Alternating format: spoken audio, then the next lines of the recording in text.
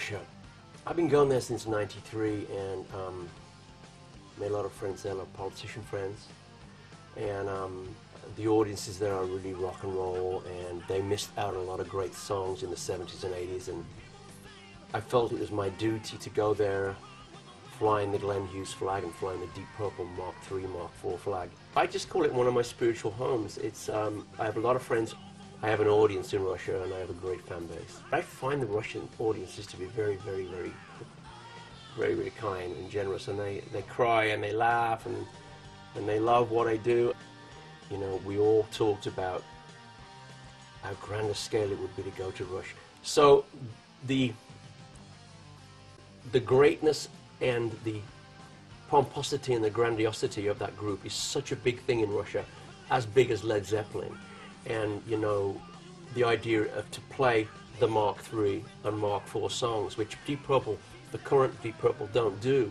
So when I go to play Russia and I play songs like Burn, Stormbringer, You Keep On Moving, Mistreated, Might Just Take Your Life, this time around, of course, for the first time ever, Holy Man, Electric, everybody loves that song.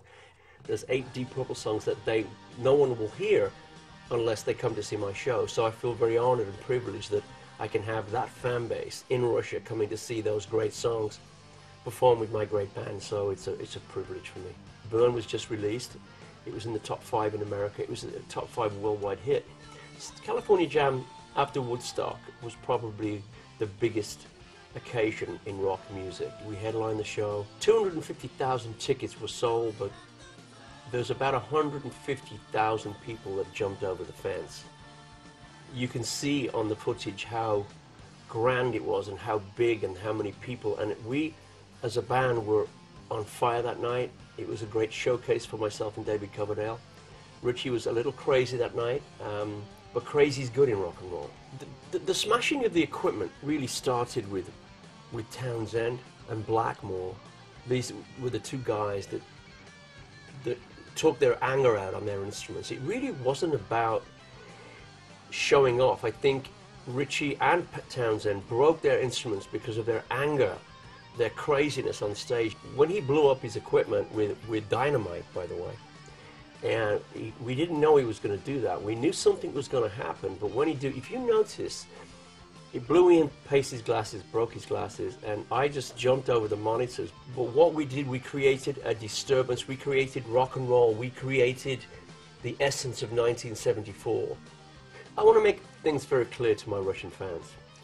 Because Mark III is not touring at the moment, and Mark IV because Tommy's gone, I feel it's appropriate to play to Russia the songs that kids grew up listening to, or they couldn't grow up listening to because they're banned in Russia.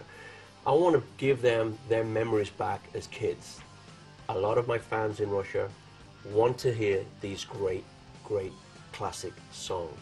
Now listen, if you want to hear them, you got to come and see the Glenn Hughes show, because all these classic songs I've spoken about, all these great songs are written and going to be played in Russia. I have a new album called First Underground Nuclear Kitchen, so I'll be doing Love Communion, of course big classic songs like Soul Mover. It's now time to press the button, the big Glenn Hughes button, and press all the cylinders. I want everyone to come and see this great show.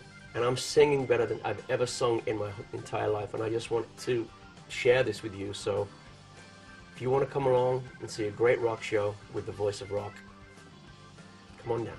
Privyet, Mr. Medvedev. Hope to see you there.